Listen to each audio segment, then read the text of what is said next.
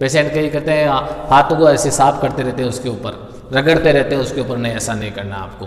देखने में भी खराब लगेगी गंदी बैंडेज, प्लस वो इन्फेक्टेड हो जाती है तो उससे अपने घाव में इन्फेक्शन हो जाएगा। इसलिए बैंडेज वो कहीं से भी टच नहीं होनी चाहिए। बांधते समय अपने सिर्फ स्टेराइल हाथों से टच होनी चाहिए, अदर चीज़ों से वो टच नहीं होनी चाहिए।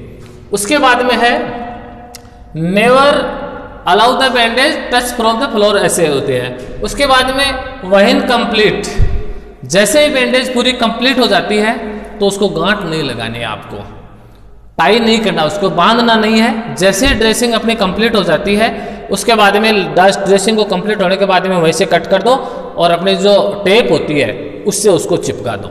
गांठ नहीं लगानी है। गांठ लगाने से क्या होता है कि वो जो ड्रेसिंग है वो थोड़ी सी ऐसे, मतलब पहली बात तो पेशेंट के घाव में चुभती है वो गांठ, दिखने में भी अच्छी नहीं लगती, सुंदर नहीं लगती। तो इसलिए पेशेंट को इरिटेशन नहीं हो, वो गांठ कहीं चुभे नहीं, उसके लिए लास्ट में बैंडेज को काट के उसको टेप से चेपना है। कंप्लीट जब से ड्रेसिंग हो जाती है तो उसके बाद में आपको उसको टेप से चेपना है।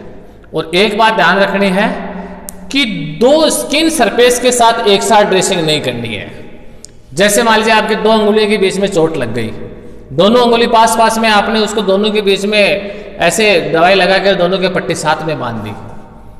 दो बॉडी पार्ट जो सरफेस एक साइड टच हो रहे हैं, उसको एक साथ बैंडेज नहीं करनी है। कई बार अपन स्वार्थ के चक्कर में दोनों को एक साथ ही बांध देते हैं कि भाई बैंडेज तो करनी है, कवर करना है। नहीं, आपको उसके बीच में एक साथ नहीं बांधनी है। अलग जो हो सके वहां तक अलग अलग बांधे, और अगर अलग अलग भी नहीं बांधे तो बीच में, दोनों के बीच में गोज पीस जरूर लगाएं। दोनों के बीच में गोज पीस अलग अलग लगा कर फिर उसको एक साथ बांध सकते हो, लेकिन वो भी इतने अच्छे नहीं होगी क्योंकि एक में इन्फेक्शन कम है, एक में ज्यादा, तो दोनों में बराबर इन्फेक्शन हो सकता है। तो हो सके वहां तक आपको अलग अलग दोनों अंगुलियों को अलग अलग ड्रेसिंग करनी है, नहीं तो स्किन चिपक जाएगी, स्किन जुड़ भी सकती है। 6-7 दिन से अगर ड्रेसिंग आपने नहीं हटाओगे तो आपस में स्किन है उसकी प्लास्टिक सर्जरी हो जाएगी, जुड़ जाएगी। इसलिए बाद में आपको हटाने में दिक्कत होती है, घाव के बीच में इन्फेक्शन हो जाएगा। तो आपको अलग अलग ड्रेसिंग करनी है।